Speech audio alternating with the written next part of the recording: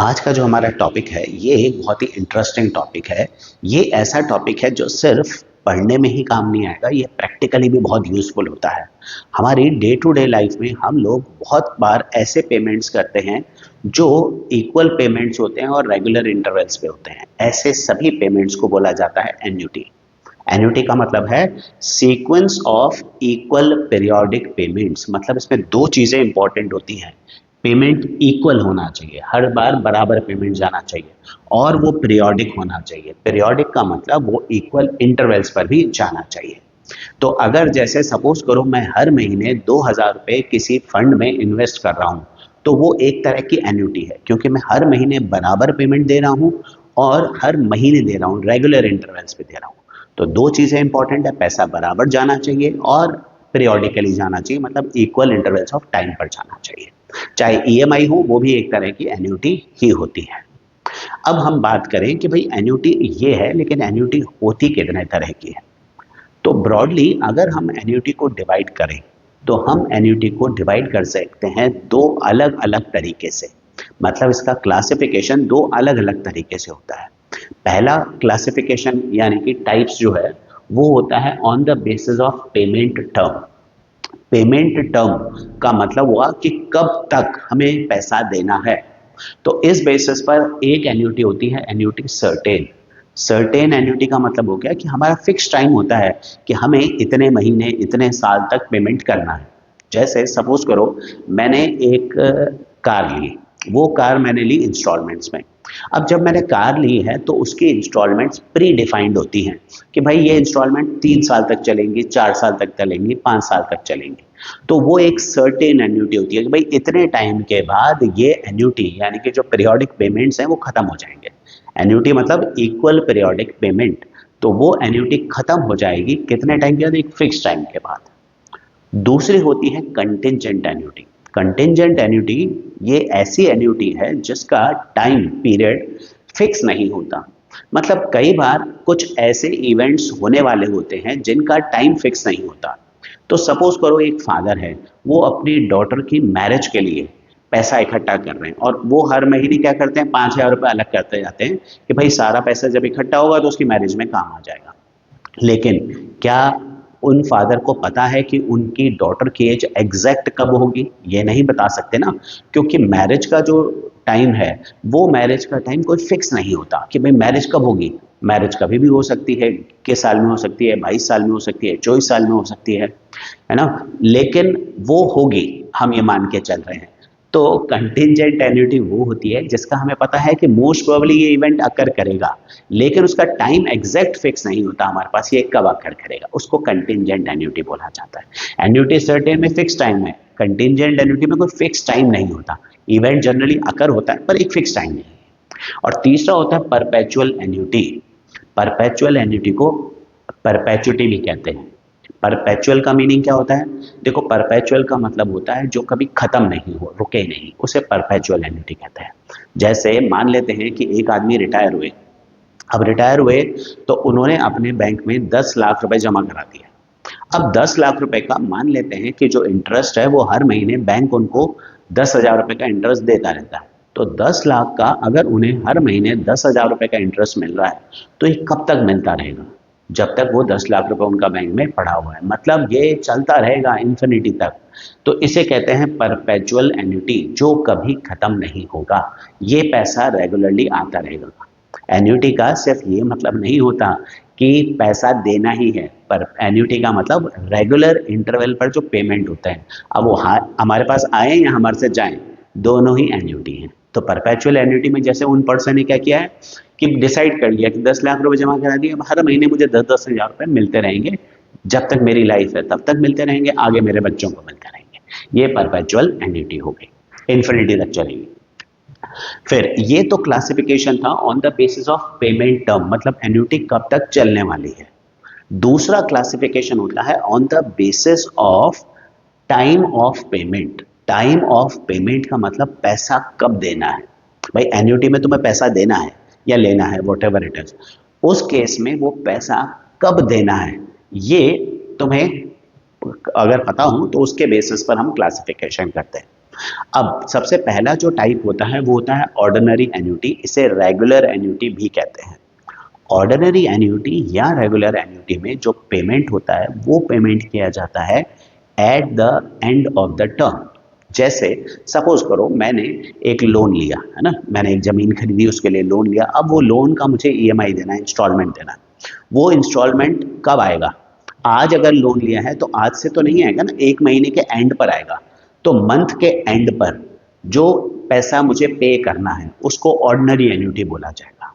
Ordinary annuity वो होता है जिसमें पेमेंट कब होता है? पेमेंट होता है eight the end of the term. And of the term, term का मतलब कि भाई ये महीना भी हो सकता है, साल भी हो सकता है, जब भी पैसा देना है, चाहे महीने महीने देना है तो महीने के एंड पर, साल साल में देना है तो साल के एंड पर जो पैसा देना पड़ता है वो ऑर्डिनरी एन्युटी होती है। तो when ever payment is made at the end of the term उसको ऑर्डिनरी एन्युटी कहेंगे। पर कई बार पैसा बिगिनिंग ऑफ द टर्म में भी देना पड़ता है। अब जैसे मैं म्यूचुअल फंड में सपोज इन्वेस्ट कर रहा हूँ, तो भाई म्यूचुअल फंड में इन्वेस्ट कर रहा हूं तो मुझे पैसा महीने के एंड में थोड़ी देना है, आज से शुरू करना पड़ेगा, पहले दिन से शुरू करना पड़ेगा। मतलब पैसा मुझे पहले देना पड़ता है, टर्म शुरू होने से पहले पैसा देना पड़ता है ना, तभी तो मुझे इंटरेस्ट मिलेगा आगे का। तो एन्युटी ड्यू वो होती है जहां पर पेमेंट होता है बिगिनिंग ऑफ द टर्म। ये तुम्हें पहचानना होगा कि कौन सी एन्युटी है, क्योंकि हर अलग अलग एन्युटी का फॉर्मूला डिफरेंट होता है। तो जिस एन्युटी के अंदर payment end of the term पे हो, क्वेश्चन में मेंशन्ड होता है payments are being at the end of the month, beginning of the month लिखा होता है, तो तुम्हें पता पड़ जाएगा कि कौन सी एन्युटी है। और तीसरी होती है deferred annuity. Deferred annuity, deferred का मतलब समझते हैं? डेफर्ड का मतलब होता है डिलेड। तो डेफर्ड एन्युटी वो होती है जिसमें एन्युटी स्टार्ट होती है कुछ टाइम के बाद। जैसे मान ले कि भाई तुम हायर स्टडीज, अभी चलो 11th में हो, 12th में हो, हायर स्टडीज के लिए तुम 2 साल बाद, सपोज करो अगले साल तुम हायर स्टडीज के लिए बाहर जाना चाहते हो। अब बाहर जाना चाहते हो तो उसके लिए तुमने लोन ले लिया, एजुकेशन लोन ले लिया। अब एजुकेशन लोन ले तो तुमने कब लिया? आज ही ले लिया, मान लेते हैं आज एजुकेशन लोन ले लिया।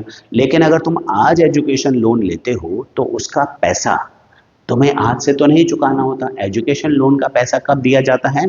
एजुकेशन कंप्लीट होने के बाद से शुरू होती है उसकी एन्युटी, मतलब जो उसकी इंस्टॉलमेंट है एजुकेशन खत्म होने के बाद से शुरू होती है। मान लेते हैं 3 साल का कोर्स था, तो तुम्हारा पैसा तो आज आ गया, पर तुम्हारा जो इंस्टॉलमेंट है, जो तुम्हारी एन्युटी है, वो कब शुरू होगी? 3 साल बाद। मतलब वो डिलेड है, पैसा आज है आ गया है, लेकिन जो तुम्हें पैसा देना है वो होगा डिलेड पेमेंट। डिलेड मतलब 3 साल बाद से तुम्हारी एन्युटी शुरू होगी। तो तुम्हारी एन्युटी डेफर्ड तब मानी जाती है जब तुम्हारे पेमेंट्स कुछ इंटरवल के बाद से शुरू होते हैं। अच्छा, डेफर्ड एन्युटी का जो पेमेंट होता है वो एंड ऑफ द टर्म पर ही होता है। ठीक है, तो ये हमारा क्लासिफिकेशन है टाइप्स ऑफ एन्युटी। टर्म के पेमेंट के हिसाब से या पेमेंट के टाइम के हिसाब से, भाई कब पैसा देना है, उस हिसाब से हम एन्युटी का क्लासिफिकेशन करते हैं। ठीक है, तो मूव ऑन करते हैं अब हम इन टाइप्स ऑफ एन्युटी के ऊपर। पर उन एन्युटी की टाइप्स को पढ़ने से पहले हमें एक चीज और समझनी होगी, फ्यूचर वैल्यू और present value. Future value, present value, ये दो चीजें हैं जो तुम्हें पता होनी चाहिए। वैसे तो देखो नाम से ही पता पड़ रहा है, फ्यूचर वैल्यू का मतलब वो वैल्यू जो आज से कुछ टाइम बाद बनेगी उसको फ्यूचर वैल्यू कहते हैं, और प्रेजेंट वैल्यू मतलब आज की वैल्यू। तो जैसे मान लेते हैं, एक एग्जांपल लेके मैं समझा देता हूँ। मान लेते हैं कि हमने एक कार खरीदी। ठीक है, अब ये कार, मान लेते हैं कि उस कार पे हमने 5 लाख रुपए का लोन लिया है। कार कितने की भी हो उसको छोड़ दो एक बार, कार पे हमने लोन कितने का लिया है? लोन हमने लिया है 5 लाख रुपए का। अब हमने बैंक से इसकी इंस्टॉलमेंट बांध दी। भाई बैंक ने इसकी इंस्टॉलमेंट बना दी, बैंक ने बोला कि आपकी 10,000 की इंस्टॉलमेंट है ना, कुछ टाइम की 10,000 रुपए की तुम्हारी पर मंथ की इंस्टॉलमेंट है। तो मान लेते हैं कि ये जो पैसा है ये तुमने 5 साल की टर्म के लिए फिक्स कर दिया। 5 साल के लिए बैंक ने फिक्स कर दिया, भाई 10,000 रुपये महीना तुम्हें देना है। अब 10,000 रुपये महीना तुम 5 साल तक दोगे तो कितना पैसा दोगे तुम? तो 10,000 रुपये महीना 1 साल में कितना हुआ? 1,20,000, और 5 साल में 6 लाख रुपए। तो 5 साल बाद तुमने दिया कितना पैसा? 6 लाख रुपए। ठीक है, अब कार कितने की थी? वो थी 5 लाख की। अब तुम कार को अगर आज बिना लोन के ले लेते तो उसकी वैल्यू कितनी होती? उसकी वैल्यू होती 5 लाख रुपए। ये है उसकी प्रेजेंट वैल्यू। मतलब आज की डेट में किसी एसेट की या किसी चीज की या तुम्हारे इन्वेस्टमेंट की जो आज की डेट में वैल्यू है ना, उसको बोला जाता है प्रेजेंट वैल्यू। और फ्यूचर वैल्यू होती है मतलब उसकी वैल्यू आज से 2 साल 4 साल, जब भी एन्युटी जितने टाइम की है उतने टाइम के बाद जो उसकी वैल्यू बनेगी ना, उसको बोलते हैं फ्यूचर वैल्यू। जैसे इस केस में इस कार की प्रेजेंट वैल्यू तुम्हारी थी 5 लाख रुपए, लेकिन इसकी फ्यूचर वैल्यू बन गई 6 लाख रुपए। तो 5 साल बाद जो पैसे की वैल्यू बन के आ रही है वो तुम्हारी फ्यूचर वैल्यू है। जैसे कम अमाउंट और प्रिंसिपल होता है ना, वैसे ही प्रेजेंट वैल्यू मतलब एक तरह का प्रिंसिपल है और फ्यूचर वैल्यू एक तरह का अमाउंट है। फ्यूचर वैल्यू मतलब बाद में ये पैसा कितना बनेगा। तो क्वेश्चन पढ़ के ये समझना जरूरी होता है कि क्वेश्चन में प्रेजेंट वैल्यू यूज करनी है या फ्यूचर वैल्यू यूज करनी है। ठीक है, फ्यूचर वैल्यू समझ लें, बाद की वैल्यू, प्रेजेंट वैल्यू आज की वैल्यू, क्वेश्चंस में और क्लियर हो जाए। तो हम आते हैं अपनी सबसे पहली एन्युटी की तरफ, जिसे हम कहते हैं ऑर्डिनरी या रेगुलर एन्युटी। तो ऑर्डिनरी या रेगुलर एन्युटी वो होती है जिसमें जो हम एन्युटी पे करते हैं या रिसीव करते हैं, वो एन्युटी पे या रिसीव की जाती है eight the end of the term. महीने के आखिरी में, साल के आखिरी में जो पैसा दिया जाता है या लिया जा रहा है, वो ordinary annuity eight the end of the term. अब इस पे तुम्हारे पास जो क्वेश्चंस बनेंगे उसमें दो तरह की चीजें बन सकती है, या तो फ्यूचर वैल्यू पे बेस्ड क्वेश्चन होंगे या प्रेजेंट वैल्यू पर बेस्ड क्वेश्चन होंगे। तो अगर मैं फ्यूचर वैल्यू की बात करूं, जिसको हम अमाउंट भी कहते हैं, तो फ्यूचर वैल्यू का हमारा जो फॉर्मूला है ये बनता है are 1 + i raise to power n -1 upon i.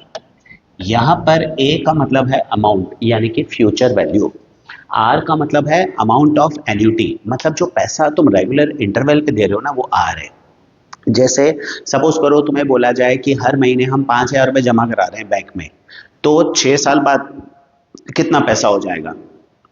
तो अगर तुम पैसा कितना जमा करा रहे हो रेगुलर इंटरवल पे, 5,000 रुपये, तो वो 5,000 रुपये तुम्हारा आर है। और 6 साल बाद कितना पैसा होगा वो तुम्हारा ए है, यानी कि फ्यूचर वैल्यू है। तो ए का मतलब है अमाउंट या फिर फ्यूचर वैल्यू, आर का मतलब है अमाउंट ऑफ एन्युटी, कितना पैसा हम एन्युटी की फॉर्म में दे रहे हैं। यहां पर आई का मतलब है रेट ऑफ इंटरेस्ट। अब ये जो रेट ऑफ इंटरेस्ट है ना, ये थोड़ा ध्यान से कैलकुलेट करना होता है। रेट ऑफ इंटरेस्ट के लिए तुम्हें R/100 लेना होगा आई को, अगर इंटरेस्ट ईयरली कैलकुलेट हो रहा है, मतलब एन्युटी ईयरली है। साल में तुम एक बार पेमेंट दे रहे हो, मान लेते हैं 12% पर एनम का रेट ऑफ इंटरेस्ट है।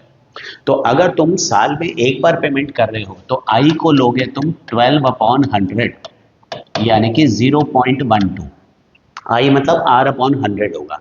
लेकिन सपोज 12% रेट ऑफ इंटरेस्ट है और तुम साल में 2 बार पेमेंट कर रहे हो, तो फिर तुम्हारा जो आई है ये होगा 12/200, यानी कि 0.06। मतलब 12% साल का है तो साल में 2 बार दे रहे हैं, मतलब 6 6 महीने का हो गया ना, तो 6 महीने का इंटरेस्ट कितना हो गया? 6%। तो उस हिसाब से हम 0.06 लेंगे। अगर तुम हर महीने इंस्टॉलमेंट दे रहे हो, ठीक है, तो 12% पूरे साल का है, तो एक महीने का कितना हो गया? 1%।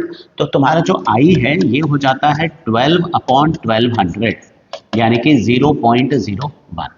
तो आई जो है वो एक तरह से तुम्हारा रेट ऑफ इंटरेस्ट है, पर अगर वो एनुअल इंस्टॉलमेंट है तो आई को R/100 लेना है, अगर वो हाफ ईयरली है तो आई को R/200 लेना है, और अगर वो क्वार्टरली है तो आई को R/400 लेना है, और मंथली है तो आई को R/1200 लेना है।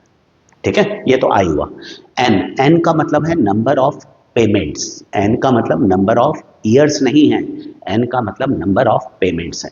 जैसे अगर सपोज क्वेश्चन हो कि भाई हम 1,000 रुपए हर महीने जमा करा रहे हैं साल भर के लिए, 1,000 रुपए हर महीने साल भर के लिए, एट से 10% रेट, 12% रेट ऑफ इंटरेस्ट है ना। 1,000 रुपए एक साल के लिए 12% रेट ऑफ इंटरेस्ट, और तुम्हें अमाउंट निकालना है कि कितना पैसा इकट्ठा हो जाएगा। तो आर कितना होगा तुम्हारा? 1,000 रुपीज। हर महीने 1,000 रुपए जमा करा दो, आर हो गया। आई होगा तुम्हारा 12 अपॉन 1200, 0.01। तो आई की जगह 0.01 लिखोगे और एन, एक साल में कितने पेमेंट्स करोगे मंथली के हिसाब से? 12। तो एन तुम्हारा 12 होगा। ये वैल्यूज रखकर सॉल्व करके तुम्हें अमाउंट निकालना होगा। लेकिन इन केस अगर तुमसे प्रेजेंट वैल्यू पूछते हैं तो प्रेजेंट वैल्यू का फॉर्मूला हमारा थोड़ा सा डिफरेंट हो जाता है। तो हमारा प्रेजेंट वैल्यू का फॉर्मूला होता है are 1 minus 1 plus i raise to power minus n upon i. ये हमारा प्रेजेंट वैल्यू का फॉर्मूला हो जाता है। तो प्रेजेंट वैल्यू मतलब आज की वैल्यू, फ्यूचर वैल्यू मतलब बाद की वैल्यू। अगर तुमसे पूछे भाई असेट की आज की वैल्यू क्या है तो तुम्हें प्रेजेंट वैल्यू निकालना है। और अगर तुमसे पूछे भाई कितना पैसा 4 साल बाद 2 साल बाद इकट्ठा हो जाएगा तुम्हारे पास, तो तुम्हें फ्यूचर वैल्यू निकालनी है। ये दोनों हमारे फॉर्मूले हैं। अब ये 1 प्लस आई की पावर एन की वैल्यू क्वेश्चन में हो सकता है तुम्हें दे रखी हो, क्वेश्चन में हो सकता है कि ये चीज तुम्हें लॉग टेबल से कैलकुलेट करनी पड़े। तो 1 प्लस आई की पावर एन की वैल्यू लॉग टेबल से कैलकुलेट करनी है या फिर तुम्हें दे रखी होगी, ये तो क्वेश्चन, ये तो स्कूल टू स्कूल पे डिपेंड करता है। इसके अलावा हमारे पास एक शॉर्टकट मेथड भी होता है। मतलब अगर सपोज करो कि ये यूज नहीं करना चाहें तो हमारे पास एक और फॉर्मूला भी होता है एन्युटी का, r is equals to r into s n by e. अब ये जो एस एन बाय ई है ना, ये इसको रिप्रेजेंट कर रहा है, इस पूरे को S n by e represent कर रहा है। मतलब अगर तुम्हारे पास ये एस एन बाई ई की वैल्यू है, ये कहाँ से आएगी? ये वैल्यू मिलती है एन्युटी टेबल में से। बहुत कम ऐसा करते हैं कि एन्युटी टेबल यूज करने के लिए दी जाए, पर अगर एन्युटी टेबल यूज करने के लिए दी जाए तो तुम्हारे लिए उससे बढ़िया कुछ नहीं है। ये पूरा एक्सप्रेशन जो होता है ना, ये पूरा एक्सप्रेशन, इसी की कैलकुलेशन ही मेहनत वाली काम है। इसको लिखते हैं एस एन आई और इस पूरे की वैल्यू टेबल में से देखकर पता पड़ जाती है। मैं एक एग्जांपल देके बताऊंगा, टेबल देखकर भी, दिखाकर भी बताऊंगा कि भाई किस तरह से हम इसको कैलकुलेट कर सकते हैं। तो एस एन आई ये भी हम इसको यूज कर सकते हैं और सेम चीज हम प्रेजेंट वैल्यू के लिए भी यूज करते हैं। इसको लिखते हैं R a n by b. तो ये जो है किसको रिप्रेजेंट कर रहा है? ये रिप्रेजेंट कर रहा है इस पूरे एक्सप्रेशन को। तो प्रेजेंट वैल्यू में ए एन आई लिखते हैं और फ्यूचर वैल्यू में हम लोग एस एन आई लिखते हैं। ये दोनों फॉर्मूले जो हैं, ये दोनों है एन्युटी टेबल के लिए। तो ये तभी यूज करने होंगे जब एन्युटी टेबल दे रखी है। नॉर्मली हम ये यूज नहीं करते, ज्यादातर स्कूलों के अंदर एन्युटी टेबल वाला प्रोविजन नहीं होता, बट स्टिल फॉर्मूले तुम्हें पता होने चाहिए। अब आते हैं हम एन्युटी ड्यू के ऊपर, सेकंड एन्युटी के ऊपर। तो जो हमारी सेकंड एन्युटी है ना, उसके एन्युटी ड्यू के जो फॉर्मूले हैं वो ये दो फॉर्मूले हैं, अमाउंट के और प्रेजेंट वैल्यू के। सेम फॉर्मूले हैं, कोई डिफरेंस नहीं है, बस एक थोड़ा सा डिफरेंस है कि अब यहाँ पर जैसे ये हमारे पास फॉर्मूला है एज इट इज, ये फॉर्मूला हम यूज करते हैं एन्युटी ड्यू में भी। We will use same formula for annuity due, बस इसके आगे इनटू में 1 प्लस आई एक्स्ट्रा आ जाएगा। 1 प्लस आई, क्योंकि एन्युटी ड्यू में पेमेंट कब होता है? मंथ के बिगिनिंग में होता है। तो एक तो ऑर्डिनरी एन्युटी में तुम पैसा कब दे रहे हो? मंथ के एंड में। तो वो एक महीने बाद जब पैसा देते हो तो एक महीने का इंटरेस्ट तो मारा गया। लेकिन जब तुम यहाँ मंथ के बिगिनिंग में देते हो, आज ही पैसा देना शुरू कर दिया, तो वो एक टर्म का इंटरेस्ट एक्स्ट्रा मिलता है। तो वो जो एक टर्म का इंटरेस्ट एक्स्ट्रा है ना, उसके लिए 1 प्लस आई लगाया गया है। तो फॉर्मूला वही है, 1 प्लस आई हमें एक्स्ट्रा लगाना है, ठीक है। और ऐसा ही एन्युटी ड्यू के लिए हमारे उसके भी फॉर्मूले होते हैं, एन्युटी टेबल के भी ऐसे ही फॉर्मूले हैं। तो अगर एन्युटी टेबल की बात कर रही है तो फॉर्मूला कुछ वैसे ही होता है, बस थोड़ा सा चेंज होता है। हम इसमें लगाते हैं आर एस एन प्लस 1 आई लगाते हैं, ठीक है, -1। तो ये हमारा फॉर्मूला हो जाता है। फिर वही एस एन प्लस आई, एन प्लस 1 आई, इसकी वैल्यू टेबल में से देखी जा सकती है। और ऐसे ही हम लोग जब इसका फॉर्मूला यूज करते हैं तो ये आता है are 1 minus a n minus 1 i. तो ये वैल्यूज हम टेबल में से देखकर फाइंड कर सकते हैं, ठीक है। ये एन्युटी टेबल के फॉर्मूले हो गए, मेन हमारे लिए इंपॉर्टेंट ये फॉर्मूला है। अब आते हैं हम तीसरी एन्युटी के ऊपर, जिसे हम कहते हैं डेफर्ड एन्युटी। अभी डेफर्ड एन्युटी क्या होती है? डेफर्ड एन्युटी का मतलब है वो एन्युटी जिसमें पेमेंट एक फिक्स्ड टाइम पीरियड के बाद शुरू होता है। यहाँ पर जो अमाउंट का हमारा जो फॉर्मूला बनता है ना, अमाउंट का फॉर्मूला तो सेम ही है, उसमें कोई डिफरेंस नहीं है। क्योंकि भाई डेफर्ड एन्युटी है, तो डेफर्ड एन्युटी में वैसे भी तुम्हारी बात की जाए ना कि कितना पैसा दिया, तो ऑब्वियसली वहां पर ऑर्डिनरी एन्युटी की तरह बिहेव करता है। यहाँ पर एन का मतलब नंबर ऑफ पेमेंट्स है और उसी तरह से डेफर्ड एन्युटी का अमाउंट निकाला जाता है। लेकिन जब हम बात करते हैं प्रेजेंट वैल्यू की, तो प्रेजेंट वैल्यू में हमारा जो फॉर्मूला है ये है 1 - 1 + i की पावर -n इंटू 1 + i की पावर -m। ये हमारा फॉर्मूला हो जाता है।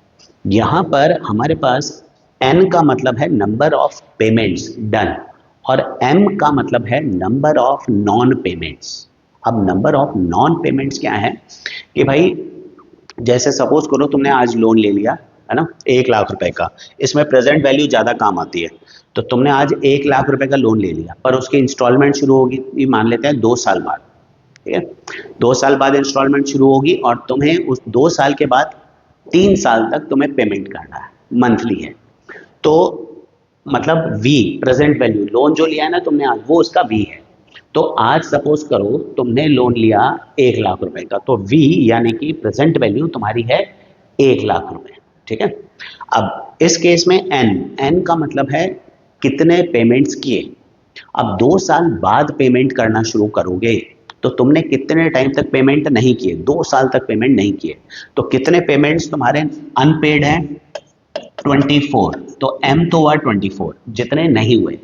फिर उसके बाद 3 साल तक तुम पेमेंट करोगे तो एन कितना हुआ, एन हुआ तुम्हारा 36, 36 पेमेंट्स करोगे। 2 साल तक तुमने पेमेंट नहीं किया है तो एम जो है वो 24 है, नॉन पेमेंट्स। 2 साल के बाद से शुरू होगी ना एन्युटी तो हमारी, तो 2 साल का ब्याज तो लगेगा लगेगा। तो एम हो गया 24 और एन जो है वो तुम्हारा है 36। ये 36 मतलब 3 साल तक पेमेंट किया तो वो तुम्हारा 36 हो गया। 12 × 3 मंथली पेमेंट है। तो इस तरह से हम डेफर्ड एन्युटी यूज करते हैं। डेफर्ड एन्युटी में मेनली हमारा प्रेजेंट वैल्यू का फॉर्मूला काम आता है। जो हम लोन लेते हैं ना कभी भी, वो लोन का जो भी अमाउंट होता है वो हमेशा प्रेजेंट वैल्यू माना जाता है। तो भाई थ्योरी तो बहुत डिस्कस हो गई, अब आते हैं हम लोग असली क्वेश्चंस के ऊपर। अब क्वेश्चंस जो आएंगे वो तुम्हारे उन क्वेश्चंस को अटेम्प्ट करने से पहले सबसे पहले तुम्हें ये देखना होगा कि ये कौन से तरह की एन्युटी है। ऑर्डिनरी एन्युटी है, एन्युटी ड्यू है या फिर डेफर्ड एन्युटी है। दूसरा तुम्हें ये देखना होगा कि फॉर्मूला तुम्हें किसका यूज करना है, अमाउंट का यानी कि फ्यूचर वैल्यू का यूज करना है या फिर प्रेजेंट वैल्यू का यूज करना है। तो हम हर क्वेश्चन में ये चीज डिस्कस करेंगे कि हमें कैसे पहचानना है कि कौन सी एन्युटी है और कौन सा फॉर्मूला यूज करना है। तो जैसे सबसे पहले क्वेश्चन पे आते हैं, इसमें दे रखा है कि अमित जो है ये हर साल के एंड पर 5,000 रुपए बैंक में जमा करा रहा है। ठीक है, अब वो कब पैसे जमा करा रहा है ये देखो तुम, वो पैसे जमा करा रहा है एंड ऑफ एवरी ईयर। यहाँ वर्ड क्या है, एंड। तो अगर कोई भी पैसा टर्म के एंड में कराया जाता है, end of year, end of month, वो कौन सी एन्युटी होती है, ऑर्डिनरी एन्युटी होती है। तो यहाँ लिखा हुआ है कि पैसा हम साल के आखिरी में जमा करा रहे हैं तो इसलिए इसको ऑर्डिनरी एन्युटी माना जाएगा। अगर किसी क्वेश्चन में बिगिनिंग ऑफ द टर्म है तो फिर वो एन्युटी ड्यू मानी जाएगी। ठीक है, तो पहले तो हमने ये पहचान लिया कि भाई ये ऑर्डिनरी एन्युटी है। अब आते हैं कि फ्यूचर वैल्यू निकालनी है या प्रेजेंट वैल्यू निकालनी है। तो क्वेश्चन पढ़ना है कि भाई ये अमित क्या कर रहा है, हर साल के एंड पर 5,000 रुपए बैंक में जमा करा रहा है। अब पूछा क्या है, ये 7% का रेट ऑफ इंटरेस्ट है वो तो है ही है। How much amount stands to his credit after 8 years, 8 साल बाद उसके बैंक में कितना पैसा जमा हो गया। मतलब तुम्हें पैसा जो निकालना है वो कब का निकालना है, 8 साल बाद का पैसा निकालना है। तो ऑब्वियस ही बात है कि 8 साल बाद कितना पैसा हुआ है मतलब तुम्हें अमाउंट निकालना है। तो इसमें हमें अमाउंट का फॉर्मूला लगाना पड़ेगा। तो पहले तो हम बताएंगे क्योंकि ये एन्युटी एंड पर है इसलिए ये ऑर्डिनरी एन्युटी है। फिर क्योंकि पैसा हमें 8 साल बाद का चाहिए तो ये फ्यूचर वैल्यू है, आज की वैल्यू नहीं, 8 साल बाद की वैल्यू चाहिए, फ्यूचर वैल्यू है। तो अमाउंट ऑफ ऑर्डिनरी एन्युटी का फॉर्मूला होता क्या है, अमाउंट ऑफ ऑर्डिनरी एन्युटी का फॉर्मूला होता है आर 1 + i⁻⁻1 अपॉन आई। अब यहां पर तुम देखो, यहां पर ए मतलब होता है अमाउंट जिसे हम फ्यूचर वैल्यू कहते हैं और आर का मतलब होता है अमाउंट ऑफ एन्युटी, मतलब जो पैसा पीरियोडिकली तुम जमा करा रहे हो। तो यहाँ पर अमित हर साल के एंड पर कितना पैसा जमा करा रहा है, 5,000 रुपए। तो ये जो 5,000 रुपए है ना ये तो तुम्हारा आर है, ₹5,000। और इंटरेस्ट है 7%, तो आई होगा हमारा R/100, मतलब 7/100, जिसको हम क्या लिखेंगे 0.07। और एन कितने पेमेंट्स होंगे 8 eight the end of 8 years, 8 साल के पेमेंट हो गए, तो एन हो गया हमारा 8। अब हमें सब चीज़ें पता पड़ गई हैं, हमें वैल्यूज रख के बस अमाउंट यानी कि फ्यूचर वैल्यू निकालनी है। तो लेट अस सी कि कैसे सॉल्व करेंगे हम इसको। हम यहाँ पर वैल्यू पुट करते हैं, आर की जगह हम रखते हैं 5000, 1 प्लस 0.07, ये हो गया 1 प्लस 0.07 की पावर 8 माइनस 1 अपॉन 0.07, तो ये आ जाएगा 5000 इंटू 1.07 की पावर 8। अब ये देखो 1.07 की पावर 8, ये वाली जो वैल्यू है ना, ये तुम्हें निकालनी होगी। या तो ये वैल्यू क्वेश्चन में दे रखी होगी, जैसे मैं तो अभी क्वेश्चंस में तुम्हारे को सारी वैल्यूज दे रहा हूँ। 1.07 की पावर 8, ये 1.718 क्वेश्चन में दे रखा है। लेकिन अगर क्वेश्चन में ये वैल्यू नहीं दे रखी है, तो फिर तुम्हें इसको लॉग टेबल की हेल्प से वैल्यू निकालनी पड़ेगी। Then you will have to use log table to find the value. ठीक है, तो अभी तो मैं इसको डायरेक्टली यूज कर रहा हूं, मैं लास्ट में एक बार लॉग टेबल भी यूज करके दिखा दूंगा तुम्हें। तो ये होगा हमारा 5000 इंटू 1.718 माइनस 1 अपॉन 0.07। तो अब सॉल्व करते हैं, ये आया 5000 इंटू 0.718 अपॉन 0.07। तो इसको सॉल्व करते हैं, अगेन 5000 इंटू डेसिमल दो प्लेसेस पर है तो वो कट जाएगा, ये आ जाएगा 718 अपॉन 70। ठीक है, क्योंकि दो प्लेसेस के डेसिमल तो कट गए। अब 71.8 देखो 0.718 अपॉन 0.07 है, तो दो प्लेसेस के डेसिमल कट गए, 71.8 अपॉन 7 बच गया। अब ये डेसिमल हटा, एक और जीरो नीचे आ गया जो कि कैंसिल हो जाएगा। तो अब इस पार्ट को तुम्हें सॉल्व करना है, जो बहुत ज्यादा मुश्किल नहीं है भाई। 500 इंटू, तो ये तो हम और वैसे ही डिवाइड कर सकते हैं, तो ये आ जाएगा 1 0 फिर आ गया 2.57। तो 500 इंटू 102.57, तो ये हम निकाल लेते हैं 102.57 इंटू 500, दैट इज ₹51,285। इतना पैसा उसको मिल जाएगा 8 साल के बाद। अच्छा, इसको रफली तुम थोड़ा सा चेक कर सकते हो कि वो 5,000 रुपए हर साल के एंड में जमा करा रहा है। अब 5,000 रुपए 8 साल तक जमा कराए, 5,000 रुपए 8 साल तक जमा कराए, तो कितने हो गए 40,000 रुपए तो उसने जमा करा दिए। मतलब उसको जो पैसा मिलेगा वो 40,000 से थोड़ा ऊपर ही मिलेगा।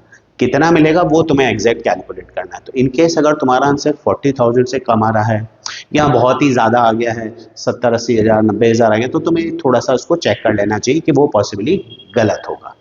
तो उसे मिलने वाला है 51,285 रुपीज। ठीक है, ऐसा एक और क्वेश्चन देखते हैं। चलो फिर से हम पहचानेंगे कि कौन सी एन्युटी है और कैसे सॉल्व करना है।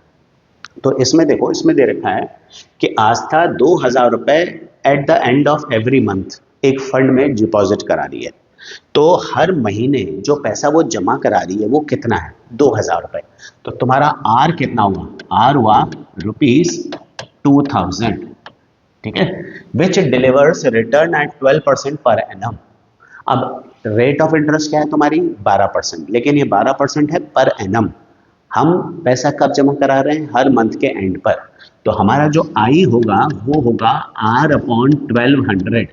देखो, अगर तुम मंथली पैसा जमा करा रहे हो तो R/1200, ईयरली करा रहे हो तो R/100, हाफ ईयरली करा रहे हो तो R/200। हाफ ईयरली मतलब साल में 2 बार होगा तो डिवाइडेड बाय 2 हो जाएगा।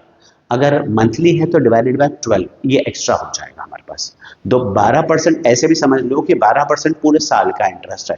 तो मंथली इंटरेस्ट कितना हुआ 1%, तो उस हिसाब से देखो 12/1200 1% ही तो हुआ, यानी कि 0.01, ये मेरा आई है। और एन, एन कितना है भाई, 3 साल तक पैसा जमा करा रही है वो। 3 साल में हर महीने अगर वो पैसा जमा करा रही है तो 3 साल में वो कितनी बार पैसा जमा कराएगी, तो हर साल में 12 बार पैसा जमा कराएगी, क्योंकि मंथली है। 3 साल में कितनी बार पैसा जमा होगा 36। तो एन है नंबर ऑफ पेमेंट्स, तो नंबर ऑफ पेमेंट्स है हमारा 36। अब फिर से पूछा क्या है, how much amount stands to her credit, कितना अमाउंट उसको 3 साल बाद मिलेगा, मतलब फ्यूचर वैल्यू निकालनी है। और यहाँ पर 2000 वो कब जमा कर रही है, एंड ऑफ एवरी मंथ। तो एंड ऑफ एवरी मंथ जमा कर रही है, मतलब ये ऑर्डिनरी एन्युटी है। और कितना अमाउंट उसे मिलेगा, मतलब तुम्हें फ्यूचर वैल्यू निकालनी है। तो फॉर्मूला सेम ही रहेगा।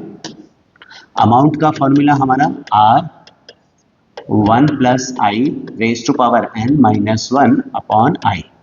इसको सॉल्व करते हैं। r मेरा है 2000, ये हो जाएगा 1.01 की पावर 36 - 1 अपॉन 0.01।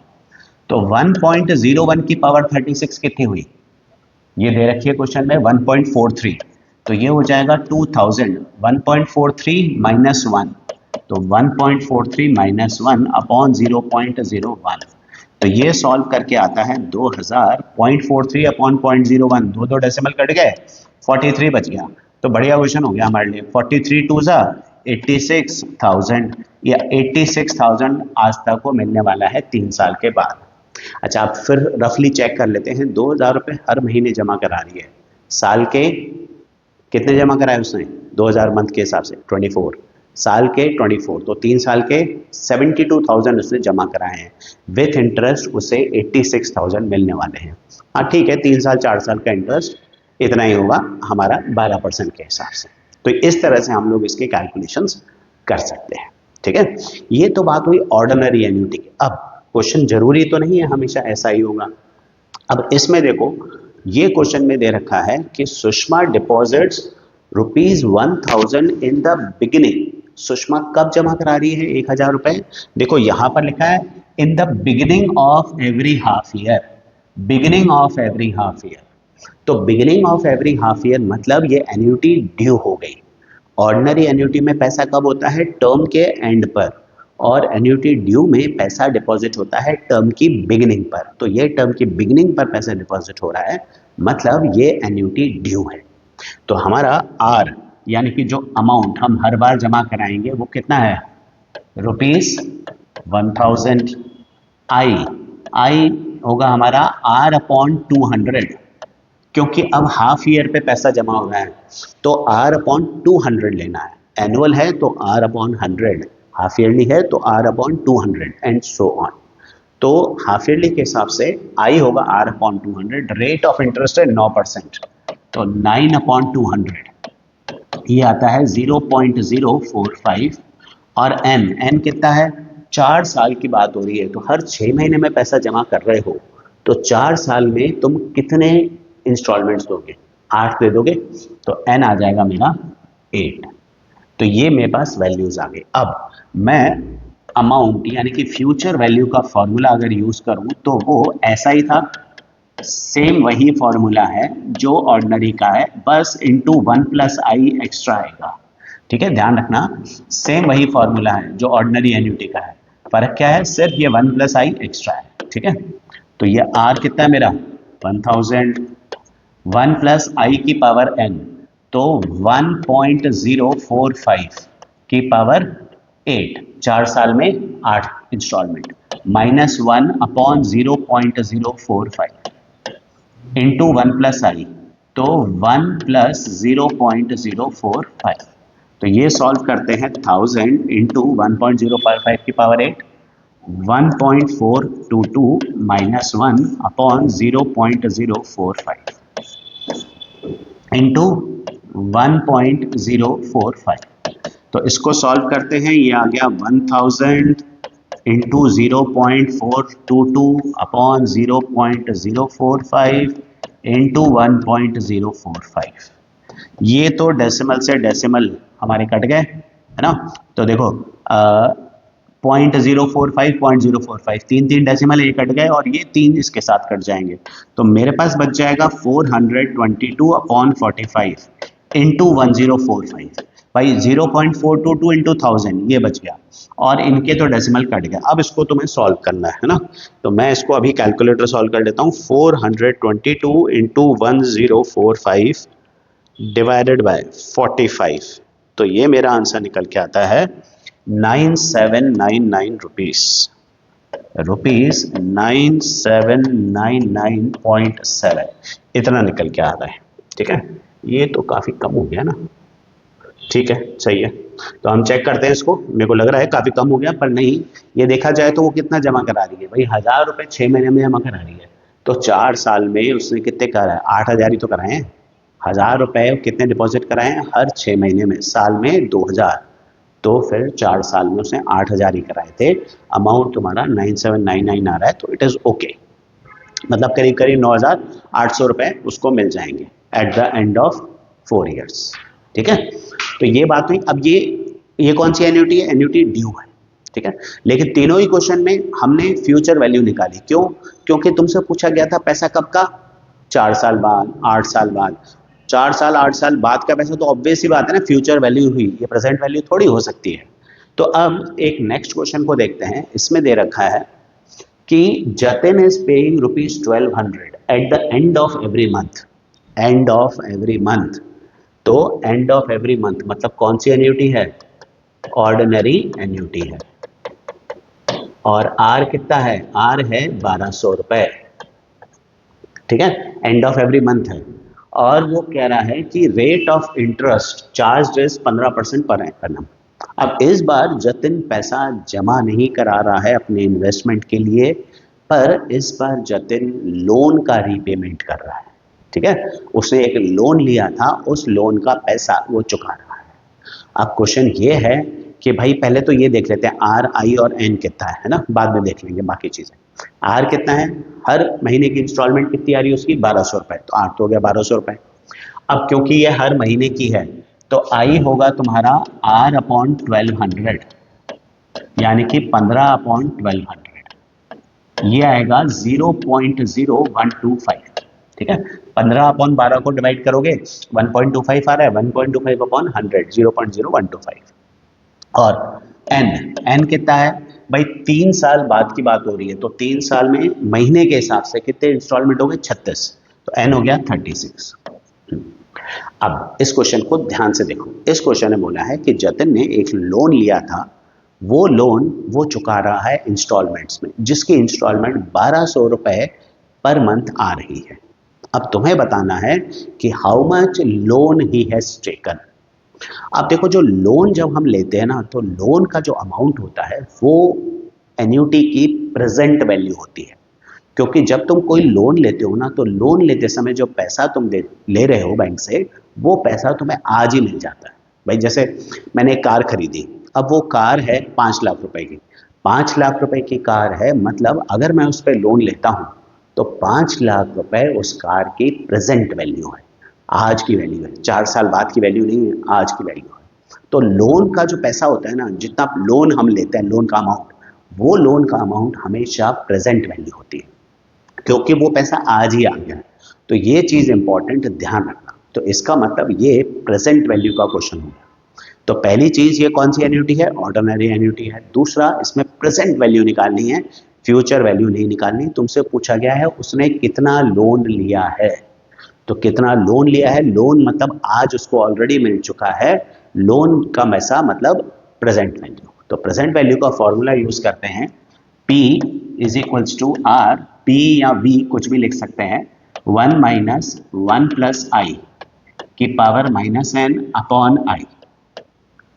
ठीक है, अब R कितना है, R यहाँ पर है 1,200 रुपए, जैसा हमने डिसाइड कर लिया है।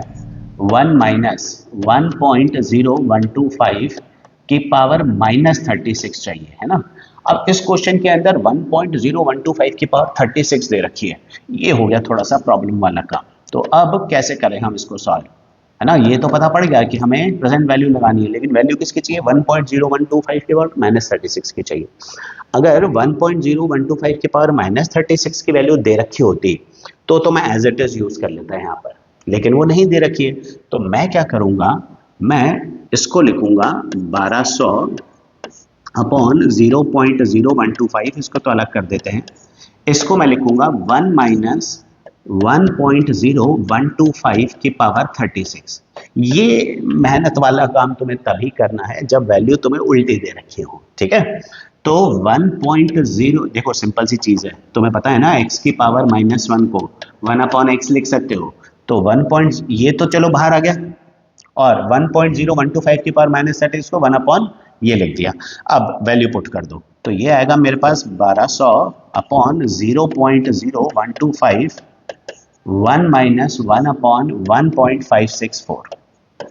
और अब इसका एलसीएम लेकर सॉल्व करेंगे तो यह आएगा 1200 अपॉन 0.0125 इंटू, इसका एलसीएम लेते हैं 1.564 माइनस 1 अपॉन 1.564।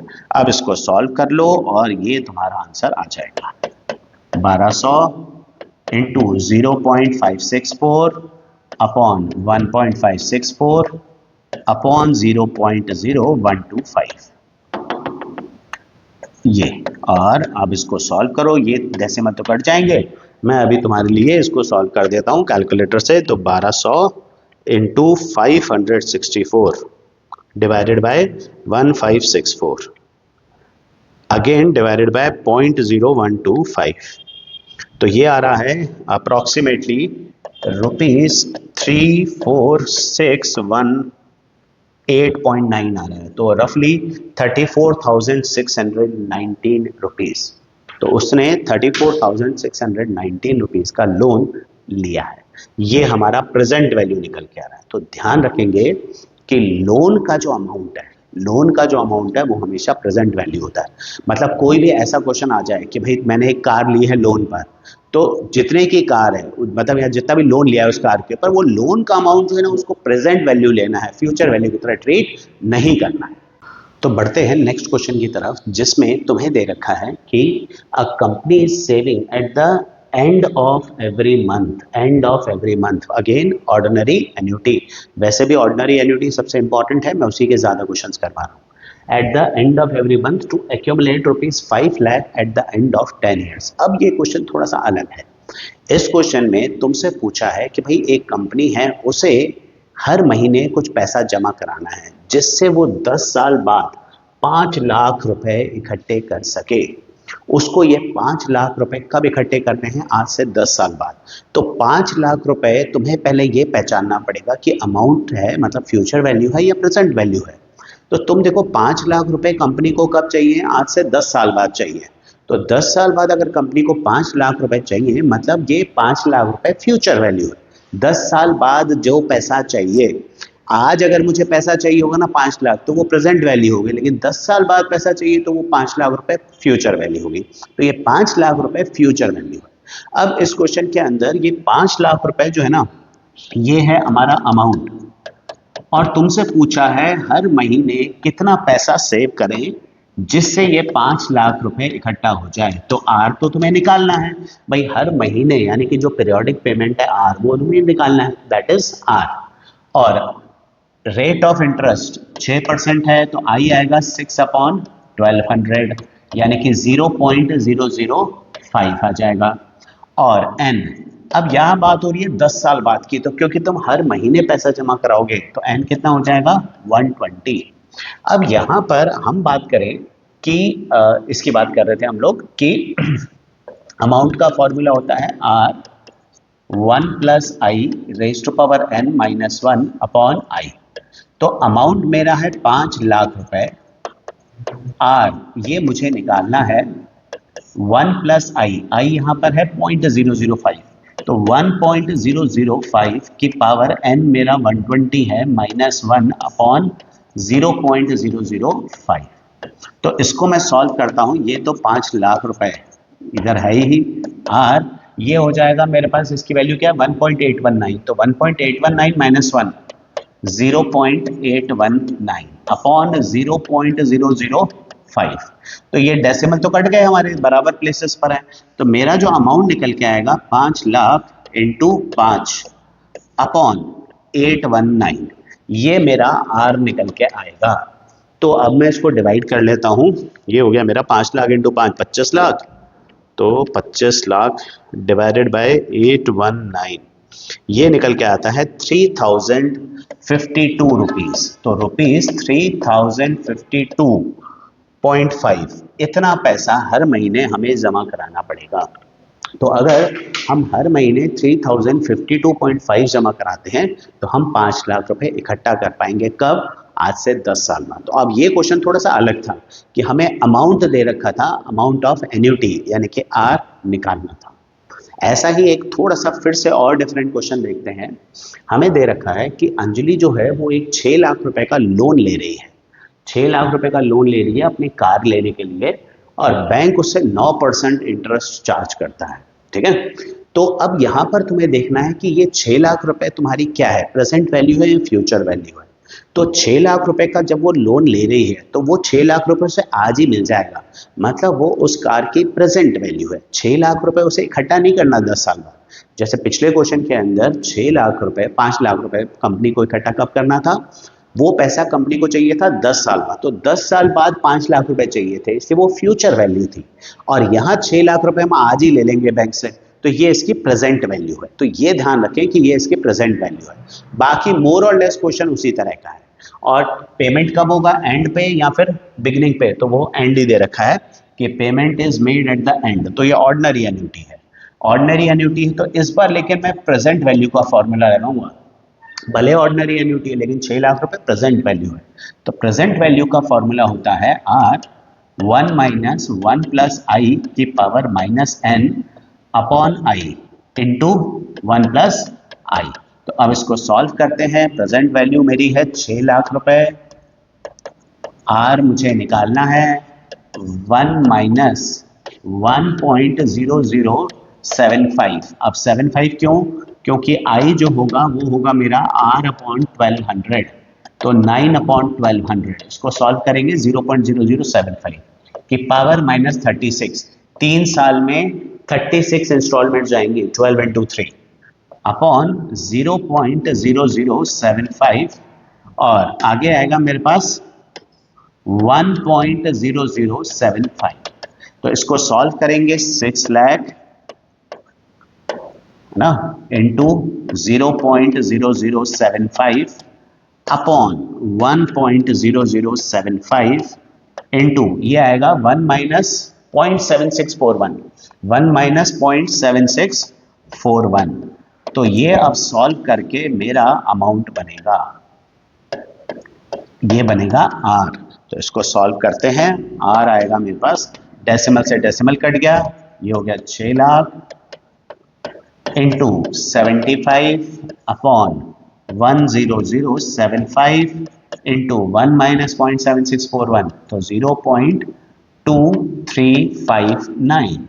अब इसको सॉल्व कर लो, ये तुम्हारा आंसर बनने वाला है। तो इसको एक बार सॉल्व कर लेते हैं। 6 लाख रुपए into 75 divided by 10075 again divided by 0.2359, तो ये सॉल्व करके आता है रुपीज 18,933.8। तो 18,933.8 की अंजलि को इंस्टॉलमेंट देनी पड़ेगी। तो ये फर्क देखना है तुम्हें चीज़ों का। बस 2 इंपॉर्टेंट चीज़ें ध्यान रखनी है कि तुम्हें फ्यूचर वैल्यू निकालनी है या प्रेजेंट वैल्यू निकालनी है, ऑर्डिनरी एन्युटी है या फिर एन्युटी ड्यू है। तो लेकिन डेफर्ड एन्युटी करने से पहले हम 2-3 इंपॉर्टेंट क्वेश्चन डिस्कस कर लेते हैं। ये जो क्वेश्चन तुम्हारे सामने ये तो बहुत ही इंपॉर्टेंट है। इसके अलावा मैं लॉग टेबल यूज करना भी सिखा दूंगा पहले तुम्हारे को, और उसके बाद लास्ट में डेफर्ड एन्युटी के बाद हम लास्ट में एन्युटी टेबल कैसे यूज करनी होती है वो भी हम लोग सीख लेंगे। तो हम लोग यहाँ पर बात करते हैं इस क्वेश्चन की। इस क्वेश्चन में तुम्हें दे रखा है कि भाई एक कंपनी है, वो एक मशीन खरीद रही है। वो मशीन की वर्थ कितनी है, भाई ये जो मशीन है ना, ये मशीन दे रखी 50,000 रुपए की मशीन है, और इस 50,000 रुपए की मशीन से जो वर्थ वो क्रिएट कर सकती है वो कर सकती है 18,000 पर एनम की। It can create a worth of rupees 18,000 per annum. और ये जो 18,000 पर एनम की वर्थ है वो 3 साल तक के लिए है। मतलब इट इज लाइक कि 50,000 की मशीन खरीदो, हर साल तुम्हें 18,000 रुपए का रिटर्न बन जाएगा उसका। ठीक है, लेकिन अब कंपनी चाहती है कि हमारा जो रिटर्न है ना वो 18% का रिटर्न होना चाहिए। तो हमें यहाँ फाइंड करना है कि ये मशीन खरीदना कंपनी के लिए यूजफुल है भी या नहीं है। अब यहाँ पर ऐसे क्वेश्चंस में हमें सबसे पहले ये देखो 50,000 रुपए एक्चुअली क्या है, ये मशीन की प्रेजेंट वैल्यू है, और हमें जो रिटर्न आने वाला है ना 18,000 रुपए पर ईयर, उसकी प्रेजेंट वैल्यू निकालकर दोनों की प्रेजेंट वैल्यू को कंपेयर करना होगा। तो ऐसे क्वेश्चंस में तुम्हारे पास जो इन्वेस्टमेंट फ्यूचर में आने वाले हैं उनकी प्रेजेंट वैल्यू निकालनी पड़ेगी और तुम्हें उसको मशीन की एक्चुअल प्रेजेंट वैल्यू से कंपेयर करना होगा। तो ये जो 50,000 रुपए की वैल्यू दे रखी है ना, ये अभी हम क्वेश्चन के अंदर यूज नहीं करेंगे, लास्ट में सिर्फ कंपैरिजन के काम आएगी। तो इस क्वेश्चन के अंदर हमारा जो आर है, जो हर साल रिटर्न आने वाला है, वो कितना है, ₹18,000 का है। ठीक है, और टाइम कितना है, 3 साल है। रेट ऑफ इंटरेस्ट, क्योंकि एनुअल रिटर्न आ रहा है तो आई मेरा R/100 ही रहेगा, तो 18% यानी कि 0.18 आएगा। अब मैं इसकी प्रेजेंट वैल्यू निकालता हूँ। अच्छा, कौन सी एन्युटी है, कुछ मेंशन नहीं है, तो हम मान के चल रहे हैं कि ये हमारी ऑर्डिनरी एन्युटी है। ऑर्डिनरी एन्युटी के प्रेजेंट वैल्यू का फॉर्मूला होता है R1 minus 1 plus i raise to power -n upon i. तो R निकल के आता है हमारा, R कितना था, 18,000 रुपए, जो हर साल मिलेगा। आगे 1 माइनस 1.18 की पावर -3 अपॉन 0.18। नाउ 1.18 की पावर -3 ये तुम्हें दे रखी है 0.6085 अपॉन 0.18। अब इसको सॉल्व करते हैं तो ये आता है मेरे पास 18,000 इंटू 1 माइनस 0.6085 इज 0.3915 अपॉन 0.18। अच्छा, 2 डेसिमल तो 2 से कैंसिल हो जाएंगे, उसके बाद भी 2 डेसिमल बचेंगे, तो वो 2 डेसिमल यहां से काट लो, तो हमारे पास बचेगा 180 इंटू 3915 अपॉन 18। ठीक है, इसको भी कैंसिल कर लेते हैं, ये आ गया 10 रुपीज 39,150। तो हमारे पास जो 18,000 रुपए पर ईयर आने वाला है उसकी प्रेजेंट वैल्यू है 39,000। मतलब जो मशीन, जो रिटर्न आने वाला है ना, उसकी प्रेजेंट वैल्यू 39,000 है और हम मशीन कितने में ले रहे हैं, 50,000 में। तो प्रेजेंट वैल्यू 39,000 की है और हम मशीन 50,000 में ले रहे हैं, तो ऑब्वियसली ये प्रोजेक्ट हमें नहीं लेना चाहिए। क्यों नहीं लेना चाहिए, सिंपल सी चीज़ है कि भाई जो हमारा रिटर्न आने वाला है ना, उसकी प्रेजेंट वैल्यू 39,000 है, मतलब मशीन हमें 39,150 की मिलनी चाहिए, लेकिन आ कितने की रही है, आ रही है 40,000 रुपीज़ की, 50,000 रुपीज़ की, जो कि इससे काफ़ी ज़्यादा है। मतलब मशीन लेने का हमारे लिए कोई फ़ायदा नहीं है अगर हमें 18% रिटर्न ऑन इन्वेस्टमेंट चाहिए तो। सो इट इज़ लाइक कि भाई इस तरह के क्वेश्चंस आते हैं ना, जब डिसीजन मेकिंग की बात आती है, वहाँ भी एन्युटी काम आती है। 50,000, फिर से एक बार समझ लो, 50,000 की मशीन है, 18,000 पर एनम का रिटर्न देगी। तो जो 18,000 पर एनम का रिटर्न है ना, उसकी मैंने प्रेजेंट वैल्यू निकाली, वो 39,150 आ रही है।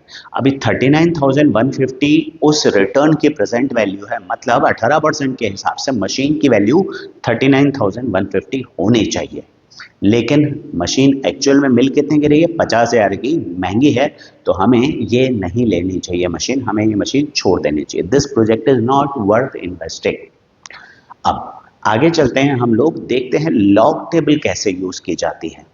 तो अब ये क्वेश्चन है कि भाई इसमें दे रखा है कि फाइनल वैल्यू ऑफ एन्युटी, मतलब फ्यूचर वैल्यू निकालनी है, of ₹3,000 per month payable in the beginning of every month. Now यहाँ क्या लिखा है, देखो, बिगिनिंग ऑफ एवरी मंथ है ना, तो बिगिनिंग ऑफ एवरी मंथ मतलब कौन सी एन्युटी हुई, एन्युटी ड्यू हो गई। बिगिनिंग ऑफ टर्म पे जो भी पैसा जाएगा वो एन्युटी ड्यू का जाएगा। एन्युटी कितने की है, 3,000 रुपए की, और आई कितना है, आई है 12%, तो हम लेंगे 12/1200। मंथली है ना, ध्यान रखना, 1% हो गया तो 0.01 लिखेंगे। और एन, एन होगा हमारा 5 साल, 5 साल में पर मंथ के हिसाब से कितनी एन्युटी आएगी हमारी, 5 साल में 60 है ना, 60 आ जाएंगी, 12 इंटू 5। अब फॉर्मूला लगाते हैं, फ्यूचर वैल्यू का फॉर्मूला है R1 plus i raise to power n -1 upon i into 1 plus i. ध्यान रखना, ये एन्युटी ड्यू है तो इंटू 1 प्लस आई भी लगेगा। बिगिनिंग में हम लोग पैसा लगा रहे हैं, एंड पर लगा रहे होते तो ये ऑर्डिनरी एन्युटी होती, ये 1 प्लस आई नहीं लगाने की जरूरत थी।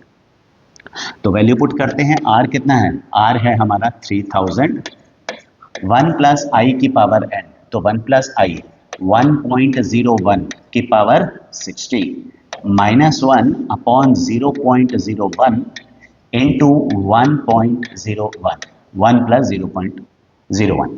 अब ये जो पार्ट है ना 1.01 की पावर 60, ये वैल्यू मैं लॉग टेबल से निकालूंगा। We will find this value by log table. अब लॉग टेबल से इसकी वैल्यू निकालनी कैसे है, हम इसको मान लेते हैं x, 1.01 की पावर 60 को x मान लेते हैं, लॉग लेते हैं, लॉग ऑफ x क्या आएगा, 60 लॉग 1.01 है ना। ऑब्वियसली तो पता है ना, log of a raise to power b को b log a लिख सकते हैं, log of a raise to power b को हम b log a लिखते हैं। तो इस हिसाब से log ऑफ दिस 60 log 1.01, ये log 1.01 तुम्हें टेबल में से देखना है। तो हम लोग टेबल निकालते हैं, let me show you the table, just a moment. Log table निकालते हैं यहाँ से, ये आ गए हमारा 11th मैथ्स और लॉगरिदम, और ये लॉग टेबल। ये लॉग टेबल है तुम्हारे सामने, जिसमें तुम्हें 1.01 की वैल्यू देखनी है। तो एक बार मैं डिटेल कर थोड़ा सा मैग्नीफाई कर देता हूँ। 1.01 देखो टेबल में, 1.0 और 1, 1.0 पे 1 में देखो 0.0043, ये लॉग की वैल्यू है। तो अब इसको डिलीट कर रहा हूं मैं टेबल को, 0.0043 आई है, तो ये होगा 60 इंटू 0.0043। लॉग 1.01 की वैल्यू 1.0 के कॉलम में 1 पे देखो, तो इसकी वैल्यू निकालते हैं, 60 इंटू 0.0043 इंटू 60, दिस इज 0.258। ये निकली है लॉग ऑफ x की वैल्यू। तो x क्या निकलेगा, एंटी लॉग लेते हैं, ये लॉग वहां जाकर एक तरह से मान लो एंटी लॉग ले लेते हैं, तो anti log of log x आ गया, और ये हो जाएगा एंटी लॉग ऑफ 0.258। दोनों तरफ एंटी लॉग ले लिया तो एंटी लॉग 0.258। अब एंटी लॉग 0.258 की जो वैल्यू है ना, वही तुम्हारा x है। तो एंटी लॉग की वैल्यू हम देखेंगे एंटी लॉग टेबल में। तो अब देखते हैं एंटी लॉग टेबल, ये हमारी एंटी लॉग टेबल है ना, लिखा हुआ है, देखो टेबल के ऊपर लिखा होता है, ये टेबल के ऊपर लिखा हुआ है एंटी लॉग टेबल, तो ये लिखा है एंटी लॉग टेबल। 0.258 देखना था, तो 0.258, तो ये देखो 0.25, 0 1 2 3 4 5 6 7 8, 1.811, 1.811 ये एंटी लॉग की वैल्यू है। तो अब इसको हटा देते हैं यहाँ से, 1.811 ये निकल के आई 1.811, तो ये x की वैल्यू हमारी निकल कर आ गई 1.811, और ये वैल्यू अब हम यहाँ डालेंगे 3000 इंटू 1.811 माइनस 1 अपॉन 0.01, ये डेसिमल काट लो 0.01 का और 1.01 का, तो 101 आ जाएगा। तो तुम्हारा आंसर है 3000 इंटू 0.811 इंटू 101, ये 3 जीरो और ये कट जाएगा, तो 3 इंटू 811 इंटू 101, ये तुम्हारी फ्यूचर वैल्यू मल्टीप्लाई करके निकाल लो, तुम्हारी बन जाएगी। इस तरह से हम लॉग टेबल यूज कर सकते हैं। एक बार प्रेजेंट वैल्यू में भी लॉग टेबल यूज करना बता देता हूं, फिर उसके बाद हम लोग मूव ऑन करते हैं डेफर्ड एन्युटी पर और एन्युटी टेबल पर, जिससे तुम्हारा पूरा एन्युटी कंप्लीट हो जाएगा। ठीक है, तो नेक्स्ट हम देखते हैं ये question. A man borrows rupees 10,000, 10,000 रुपए खरीदे हैं, सॉरी लोन लिया है ना, खरीदे नहीं, लोन लिया है। A man borrows rupees 10,000, agrees to pay back in 1.5 years, 1.5 साल में उसको 10,000 रुपए वापस करने हैं। An annuity payable at the end of every 6 months, है ना, अगेन क्या लिखा हुआ है, एंड ऑफ एवरी 6 मंथ्स, तो एंड ऑफ एवरी 6 मंथ्स मतलब एंड में पेबल हो रहा है, मतलब ऑर्डिनरी एन्यूटी है, और 10,000 रुपए का लोन लिया हुआ है। ध्यान रखेंगे, मैंने पहले भी कहा था, जो हम लोन लेते हैं, जितना पैसा हम लोन पे ले रहे हैं ना, वो हमारी वैल्यू प्रेजेंट वैल्यू होती है। लोन का जो अमाउंट होता है वो प्रेजेंट वैल्यू होती है, क्योंकि वो लोन का पैसा हम आज ही ले लेते हैं, तो ये चीज ध्यान रखनी है। तो 10,000 रुपए जो ना, ये तुम्हारी प्रेजेंट वैल्यू है, और तुम्हें निकालना है कैलकुलेट ईच इंस्टॉलमेंट, इंस्टॉलमेंट कितने की आएगी ये निकालना है। If interest is charge at 10% per annum, अच्छा एंड ऑफ एवरी 6 मंथ्स है, तो पहले हम देखते हैं आर, आर तो हमें निकालना है, ये तो अननोन है। आई, आई होगा हमारा 10/200, क्योंकि 6 महीने पे इंटरेस्ट जाएगी है ना, इंटरेस्ट जाएगा, मतलब 6 महीने का हमें 10/200 लेना है।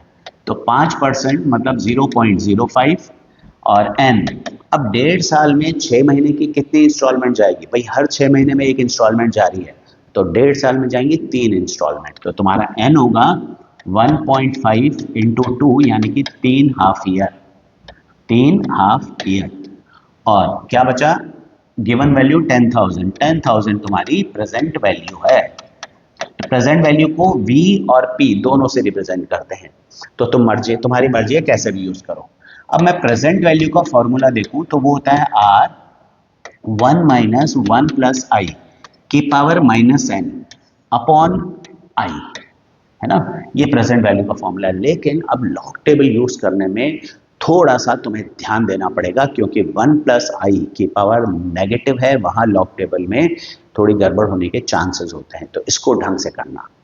तो मैं बात करता हूं, यहाँ पर प्रेजेंट वैल्यू है मेरी 10,000 रुपए, इज इक्वल्स टू आर मुझे निकालना है 1 - 1.05 की पावर -3, है ना, n3 है, अपॉन 0.05, ठीक है।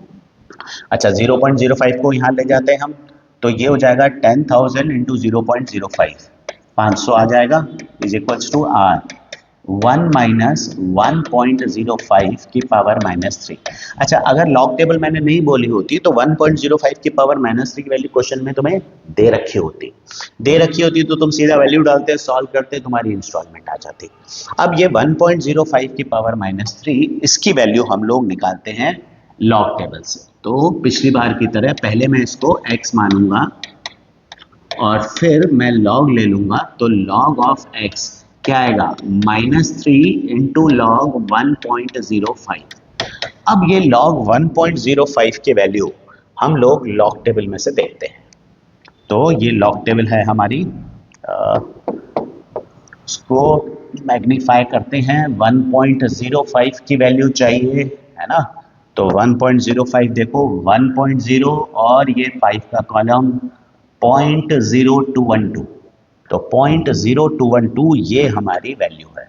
अब इसको हटाते हैं, ये आ गया -3 इंटू 0.0212। अब इसको मल्टीप्लाई करो तो ये आ जाएगा -0.0636। ये नेगेटिव में आ रहा है log x की वैल्यू। अब देखो, log x की वैल्यू जब हम बात करते हैं नेगेटिव आ रही है, तो कैरेक्टरिस्टिक तुम्हारी यहाँ पर हमेशा कैरेक्टरिस्टिक जो है ना, वो तो नेगेटिव हो सकती है, पर जो मेंटिसा होता है, मेंटिसा मतलब डेसिमल के बाद वाला पार्ट, ये कभी नेगेटिव नहीं हो सकता, क्योंकि ये एंटीलॉग टेबल में से लिखा जाता है। तो ये पॉजिटिव बनाना पड़ेगा पहले तुम्हें। तो तुम क्या करोगे, पॉजिटिव बना के लेके तुम्हें एक छोटा सा काम करना है, बस तुम्हें क्या करना है, इसको लिखना है -1 + 1, बाकी एज इट इज 0.0636, तुम्हें सिर्फ -1 + 1 करना है। अब ये जो +1 है ना, देखो कोई फर्क तो पड़ा नहीं, बात तो वही है ना। अब ये 1 - 0.0636 है ना, ये तुम्हारा हो जाएगा पॉजिटिव, और ये जो -1 है इसको हम लिखेंगे 1 बार, और 1 में से मैं 0.0636 माइनस करता हूं, तो ये आता है 9364। तो ये मेरे पास आता है log x की वैल्यू, ठीक है, 0.0636 - 1 किया, तो ये मेरे पास आ गया ये। अब मुझे x निकालना है, तो x क्या होगा, एंटी लॉग ऑफ 1 बार 0.9364। अब एंटी लॉग देखते समय, एंटी लॉग देखो देखा जाता है हमेशा किसका, एंटी लॉग देखा जाता है हमेशा डेसिमल के बाद वाले पार्ट का, मतलब मेंटिसा का देखा जाता है। तो 0.9364 का एंटीलॉग हमें देखना है। ये जो 1 बार है ना, ये हमारी बनेगी 10 की पावर। तो जब मैं इसका एंटीलॉग देखूंगा, तो एंटीलॉग में मैं सिर्फ 0.9364 देखूंगा। तो 0.9364 का एंटीलॉग देखना है, ये एंटीलॉग की टेबल, इसको मैग्नीफाई करते हैं, तो ये तुम्हारे सामने है 0.936, तो 6 आएगा मेरा 0 1 2 3 4 5 6, और 4 का मीन डिफरेंस, तो 1 2 3 4, 4 का मीन डिफरेंस है 8, तो 8.63 और 8, अब ये 3 डिजिट तक होता है तो ये बन जाएगा 8.630 प्लस 8, तो ये आ जाएगा 8.6308 इंटू 10 की पावर -1। 8.63 तुम्हें 3 प्लेसेस तक लेना है पहले उसको ना, और जो मीन डिफरेंस होता है वो लास्ट प्लेस पर ऐड होता है हमेशा, तो 8.630 है उसमें ऐड होगा 8, तो 8.630 इंटू ये जो बार है ना ये बन जाएगी 10 की पावर -1, ये 10 के पावर में जाएगी, तो ये बन जाएगा 0.86308, 0.86308, ये हमारी वैल्यू हो गई x की।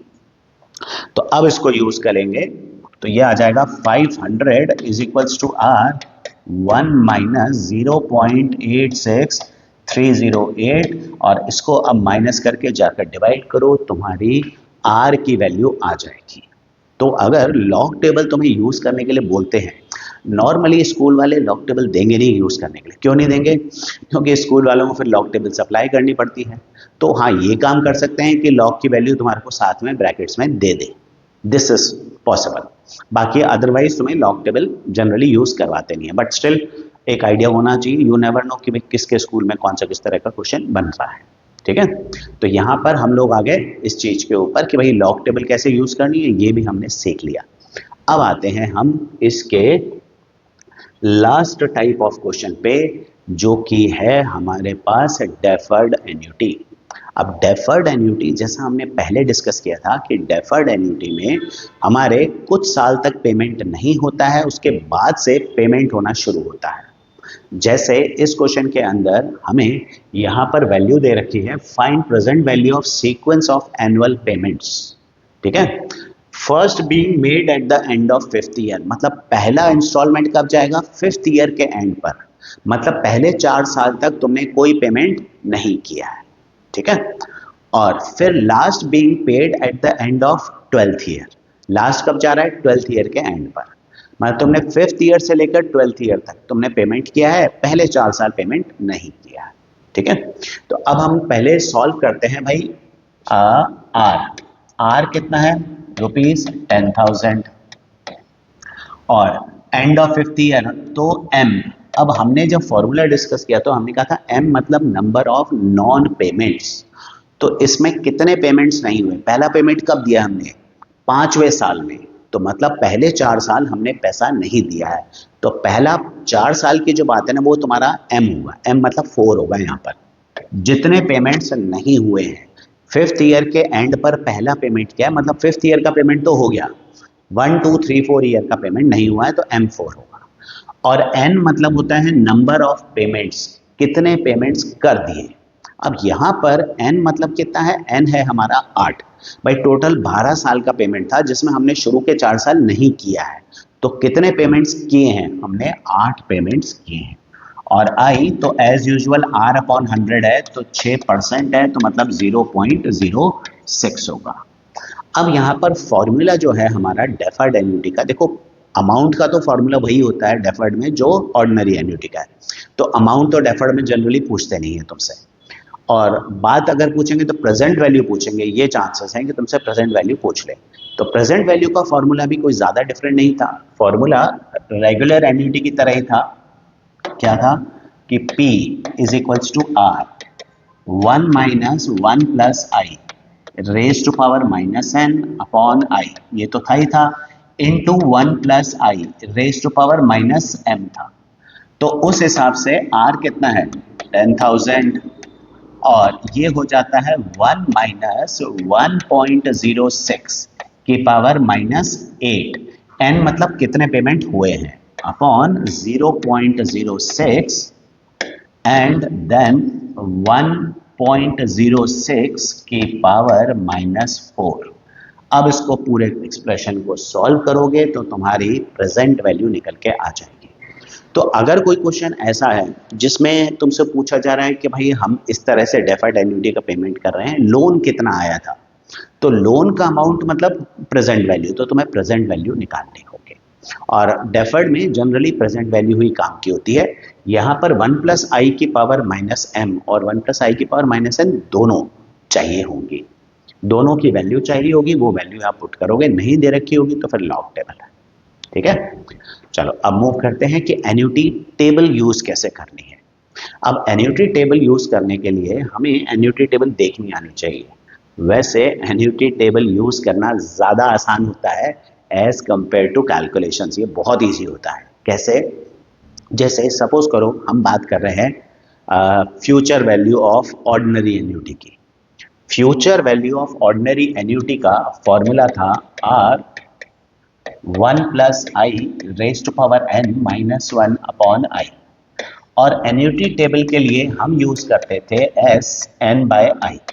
ठीक है, ये यूज करते थे। तो मान लेते हैं कि एक एग्जांपल ले लेते हैं कि हमारे पास एक ऑर्डिनरी एन्युटी है जो कि 2000 रुपये पर ईयर की है। 2000 रुपये पर ईयर, चलो 2000 रुपये पर ईयर है तो आर कितना हुआ 2000, तो आर में ले लूंगा 2000। और ये एन्युटी जो है उसका रेट ऑफ इंटरेस्ट मान लेते हैं कि रेट ऑफ इंटरेस्ट है हमारा 8%, रेट ऑफ इंटरेस्ट 8% है, और ये एन्युटी चलेगी 10 साल तक। तो मैं इसको लिखूंगा एस 10 बाय 0.08। एन कितना है 10 साल और आई कितना है 8%। अब ये जो पार्ट होता है ना, ये पूरा जो है वो इसको रिप्रेजेंट करता है, और इस पार्ट की वैल्यू मतलब ये एक्सप्रेशन जो है इसकी वैल्यू हम एन्युटी टेबल से देखते हैं। तो ये एन्युटी टेबल है तुम्हारे सामने, इसमें देखो ये है तुम्हारे एन और ये है आई। तो एन कितना है हमारा 10, तो यहाँ पर आओ देखो एन 10 ये आ रहा है, मैं इसको थोड़ा सा और मैग्नीफाई कर देता हूँ तुम्हारे लिए। ये यहाँ देखो, अब देखो एन 10 ये हो गया हमारा एन 10, और रेट ऑफ इंटरेस्ट कितना है 8%, तो 8% में रेट ऑफ इंटरेस्ट देखो, ये रेट ऑफ इंटरेस्ट 8% कितना आ रहा है 14.4866, 14.4866 है ये वैल्यू। तो हम इसको लिखेंगे 2000 इंटू 14.4866 और सीधे सीधे मल्टीप्लाई कर दो, ये तुम्हारा आंसर। बस इतना से काम करना होता है। अच्छा, हाफ ईयरली है, क्वार्टरली है, मंथली है, उससे कोई फर्क नहीं पड़ता। तुम्हें तो एन और आई जैसे तुम नॉर्मली निकालते हो ना वही निकालो, और टेबल में एन इधर मिल रहा है आई इधर मिल रहा है, देखकर दोनों में मैच कराकर वैल्यू पुट कर दो, और सीधा आर इंटू दिस करना है, कोई कैलकुलेशन नहीं, कुछ नहीं। ये एमसीक्यू का क्वेश्चन है एक तरह का। पर अब एन्युटी टेबल का जो पार्ट है ना, ये भी फिर कम देते हैं स्कूलों में। क्यों देते हैं? क्योंकि भाई एन्युटी टेबल प्रोवाइड करना उनके लिए प्रॉब्लम वाला काम है। और सेम यही चीज प्रेजेंट वैल्यू में भी की जाती है। ये तो फ्यूचर वैल्यू की बात है।